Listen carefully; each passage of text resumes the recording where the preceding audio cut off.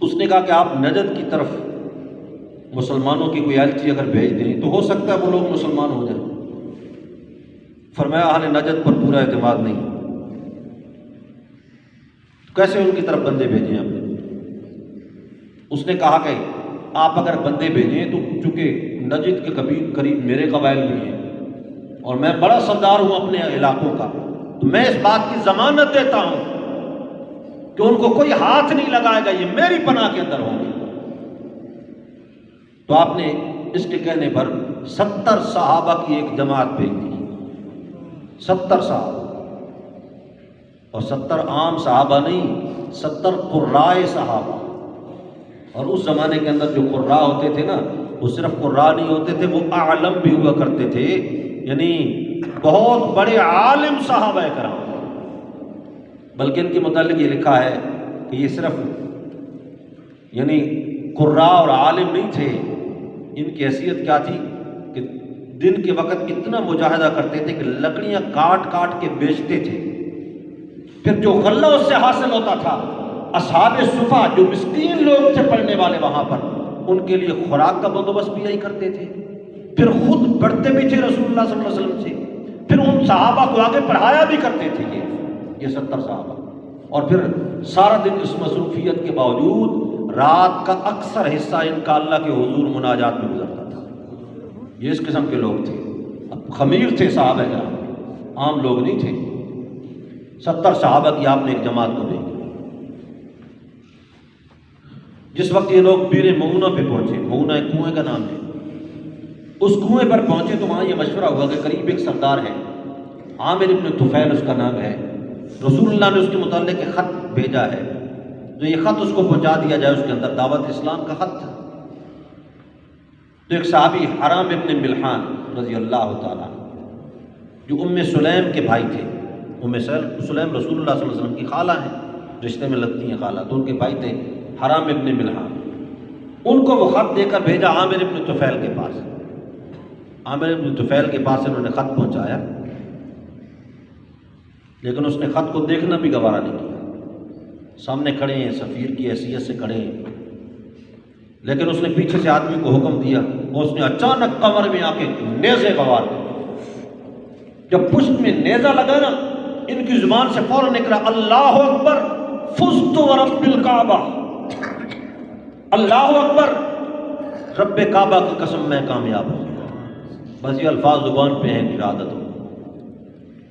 اب اس کے بعد اس نے عامر ابن طفیل نے اپنے قبیلہ، اس قبیلے کا نام بنو عامر تھا، قبیلے کا نام بھی بنو عامر تھا، اس نے بنو عامر کو کہا کہ ان کے جو باقی ساتھی ہیں نا بیر معونہ پہ رکے ہوئے ہیں، جاؤ ان کے پاس پہنچو، ان کو پکڑ دکڑ کرو اور گرفتار کر کے لاؤ، اگر وہ نہ آ سکے تو ان کو وہیں قتل کر دو۔ اب ان کو خطرہ پیدا ہو گیا تھا کہ نجد کے علاقے سے اگر اس طرف سے اسلام پھیلنا شروع ہو گیا تو ہمارے قبائل جو ہیں یہ بھی متاثر ہوں۔ لیکن اس کا اپنا جو قبیلہ تھا وہ مکر گیا، انہوں نے کہا ہم نے یہ سنا ہے کہ ابو البراء کی پناہ میں ہے یہ، ہم اس کا مقابلہ نہیں کر سکتے ابو البراء کا، لہذا ہم نہیں جائیں گے۔ اس کے قبیلے نے انکار کر دیا۔ کوئی اور قبائل تھے، رعل تھا، زکوان تھا، عیسیہ تھا، ان 3 قبیلے کے لوگوں نے کہا ہم جاتے ہیں۔ اب یہ پہنچے اور ان 70 صحابہ کرام کے ارد گرد انہوں نے گھیراؤ کیا اور جنگ شروع ہو گئی، اور اس جنگ کے نتیجے میں اس وقت موقع پر جتنے صحابہ موجود تھے تقریباً سارے شہید ہو گئے۔ ایک کعب ابن زید تھے جن کو یہ لوگ یعنی شہید سمجھ کر چھوڑ کے چلے گئے، لیکن وہ زندہ تھے اور بعد میں مدینہ طیبہ پہنچ گئے، لیکن غزوہ خندق کے موقع تک زندہ رہ سکے، اس کے بعد وہ بھی شہید ہو گئے۔ لیکن ایک صحابی عمرو ابن امیہ الزمری رضی اللہ تعالیٰ اور ایک منذر نام کے صحابی ہیں، یہ اونٹوں کو چرانے کے لیے ایک طرف گئے ہوئے تھے۔ جب انہوں نے یہ تلوار جھنکار اور یہ شور شرابہ سنا تو بھاگ کیا، یہ منذر تھے وہ تو اپنے ساتھیوں کے ساتھ شریک ہو کر وہ بھی شہید ہو گئے۔ عمرو ابن امیہ جو تھے ان کو انہوں نے گرفتار کر لیا۔ جب گرفتار ہوئے عامر ابن طفیل کے پاس پہنچے، عامر ابن طفیل نے کہا کہ آپ کس قبیلے سے تعلق رکھتے ہیں؟ انہوں نے کہا جی میں بنو زمرہ کا ہوں، جو کہ مضر قبیلے کی ایک شاخ ہے، اور مضر قبیلہ اس زمانے میں بڑا خطرناک قبیلہ تھا، لمبے لمبے قد والے لوگ، بڑی ڈیل ڈول والے، اور جنگ میں یہ مشہور تھا کہ مضر کو تو کوئی بھی شکست نہیں دے سکتا۔ جب اس نے یہ دیکھا نا کہ بنو مضر میں سے ہے، زمری ہے، تو اس نے کہا جی چلو ٹھیک ہے جی، ان کو مارتے تو نہیں، آزاد کرتے ہیں۔ اور اس نے اپنی والدہ کی کوئی نظر تھی وہ پورا کرنے کے لیے اس کی پیشانی کے بال ان کے کاٹ دیے اور اس کے بعد آزاد کر دیا۔ یہ وہاں سے آزاد ہوئے اور پھر واپس مدینہ طیبہ پہنچے۔ اب یہاں پر رک کر ایک دو باتیں ہیں بطور خاص سمجھنے والی۔ ایک بات تو یہ ہے کہ اگر رسول اللہ کو یہ علم ہوتا صلی اللہ علیہ وسلم کہ ہمارے ساتھ سازش کی جا رہی ہے، آپ اپنے صحابہ کو قصداً بھیج دیں؟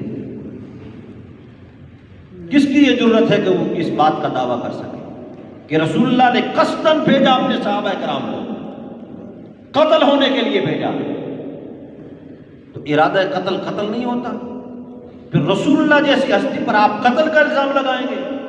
اس کا مطلب تو یہ ہوا کہ ایک واضح سبق ہے کہ پردے کے پیچھے ہونے والی ساری باتوں کا علم کس کو ہوتا ہے؟ ایک اللہ۔ اولیاء، انبیاء، اہل بیت، شہداء، صدیقین اور نیک لوگ، بزرگ لوگ، واصل باللہ لوگ غیب دان نہیں ہوا کرتے۔ غیب دان ذات ہے تو صرف اور صرف ایک اللہ کی ذات ہے۔ چنانچہ ان صحابہ کرام میں سے ایک صحابی نے یہ دعا بھی کی تھی، اللہم اخبر عنا نبیک، اللہم اخبر عنا نبیک، حدیث کی کتابوں میں موجود ہے۔ غالباً حضرت عاصم کے الفاظ تھے کہ یا اللہ ہمارے ساتھ ہو کیا گیا، آئے کس ارادے سے تھے، لایا کس کے لیے گیا تھا، اور ہو کیا رہا ہمارے ساتھ، یا اللہ ہمارے ساتھ جو کچھ ہو رہا ہے اس کی خبر اپنے پیغمبر کو دے دے صلی اللہ علیہ وسلم۔ یہ دعا، اب صحابی کا عقیدہ کیا تھا کہ ہم جس مقام پر پہنچ چکے ہیں، رجی کے مقام پر، یہاں سے اللہ کے رسول کو ہماری باتوں کا علم نہیں، اس بات کا اگر علم ہے تو صرف کس کو ہے بھائی؟ ایک اللہ کو۔ رسول اللہ کو بھی اس بات کا علم نہیں ہے۔ پھر اس کے بعد یہ ہے کہ اختیارات کا مسئلہ، مرضیاں چلنے کا مسئلہ، اس کائنات میں اختیار، مرضی، تسلط صرف اور صرف ایک اللہ کا چلتا ہے۔ اور دکھوں میں، مصیبتوں میں، پریشانیوں میں، جنگوں میں اگر امان طلب کی جاتی ہے، مدد طلب کی جاتی ہے، تو کس سے طلب کی جاتی ہے؟ ابھی ایک اللہ سے۔ وگرنہ اللہ کے رسول صلی اللہ علیہ وسلم کے صحابہ اس طرح بے یار و مددگار ہو کے شہید نہ ہوتے۔ کس طرح ظلماً ان کو قتل کیا گیا، اور رسول اللہ کو کتنا دکھ ہوا۔ اگر آپ کے پاس اختیارات ہوتے تو آپ پورے قبیلوں کو جلا کے رکھتے تھے، لیکن آپ نے 1 مہینہ تک مسلسل قنوت نازلہ پڑھی، جس میں آپ نے رال کا، زکوان کا، عیسیہ وغیرہ کا نام آپ نے لیا۔ اللہم شدد وطئہم، اللہم دمرہم، مختلف الفاظ کے ساتھ آپ نے، یعنی بہت لمبی آپ نے دعائیں کی، اور 1 مہینہ مسلسل آپ ان کے اوپر بددعائیں کرتے رہے، اور 1 مہینہ مسلسل اس وقت تک آپ بددعا کرتے رہے جب تک کہ اللہ کی طرف سے باقاعدہ وحی نہیں آ گئی۔ بعض علماء کے نزدیک وہ جو وحی اتری تھی وہ پہلے قرآن کا حصہ تھی، جس کو کہا جاتا ہے منسوخ الحکم بالتلاوہ، یعنی دونوں اعتبار سے وہ منسوخ ہو گئی تھی۔ اور اس کے اندر کیا تھا کہ اللہ نے صحابہ کرام کی جنت سے ایک بات، ایک قول رسول اللہ تک پہنچایا صلی اللہ علیہ وسلم، اور وہ بات کیا تھی کہ ہم اپنے رب سے اس حال میں ملے ہیں کہ وہ رب ہم سے راضی ہو گیا، ہم رب سے راضی ہو گئے۔ اس کے بعد آپ نے یعنی قنوت نازلہ پڑھنا چھوڑ دی، اس کے بعد آپ نے ترقی، 1 مہینے تک آپ کو قنوت نازلہ پڑھتے رہے۔ تو معلوم ہوتا ہے کہ اختیارات کا مالک کون ہے؟ یہ آیت الکرسی میں یہ جو آپ پڑھتے ہیں، لہو ما فی السماوات و ما فی الارض، لو کیا مطلب ہے اس لہو ما فی السماوات کا؟ اسی کے ملک میں ہے، اسی کے اختیار میں ہے، اسی کے تصرف میں ہے، جو کچھ آسمانوں میں ہے، جو کچھ زمین کے اندر ہے۔ من ذا الذی یشفع عندہ الا باذنہ، بھلا کس میں جرت ہے کہ رب کے سامنے اس کی اجازت کے بغیر سفارش بھی کر سکے؟ کس کی جرت ہے کہ رب کے کہتے دیکھو جی بس ہمیں انگلی سے پکڑ کے جنت میں پہنچا دیں گے جی، ہمارا تو حساب و کتاب بھی نہیں ہوگا۔ اللہ فرماتے کہ اس کی اجازت کے بغیر کس میں یہ جرت ہے کہ کوئی سفارش ہی کر سکے؟ اگر انبیاء شہداء اگر کوئی سفارش کریں گے اور شفاعت یقیناً برحق ہے اور ہوگی تو وہ پہلے اللہ سے اجازت طلب کریں گے، اللہ اجازت دے گا تو پھر سفارش ہوگی، ورنہ سفارش بھی نہیں ہوگی۔ یعلم ما بین ایدیہم وما خلفہم، جو کچھ آنے والا ہے، جو کچھ گزر چکا ہے، جو کچھ موجود ہے، ماضی حال استقبال کا علم کس کے پاس ہے؟ یعلم ما بین ایدیہم وما خلفہم ولا یحیطون بشیء من علمہ۔ اللہ کے علم سے مقابلہ کرتے ہو، اللہ کے علم کے ایک ذرے کا بھی احاطہ کوئی نہیں کر سکتا، ایک ذرے کا بھی پورا علم کہ اس ذرے کا ماضی کیا تھا، اس ذرے کا مستقبل کیا ہے، اس ذرے کا حال کیا ہے، پورے کا پورا، اس کا بھی پورا احاطہ کائنات کا کوئی فرد نہیں کر سکتی۔ پورے علم کو جاننا تو اپنی جگہ پہ ہے۔ عندہ مفاتح الغیب لا یعلمها الا هو، گویا کہ اللہ فرماتے ہیں غیب تو علم غیب یہ پورے کا پورا خزانہ ہے، اللہ نے اس کو تالا لگا دیا ہے، اس خزانے تک پہنچنا تو اپنی جگہ پہ رہا، اس کی چابیوں کا علم بھی اللہ کے علاوہ کسی کو نہیں۔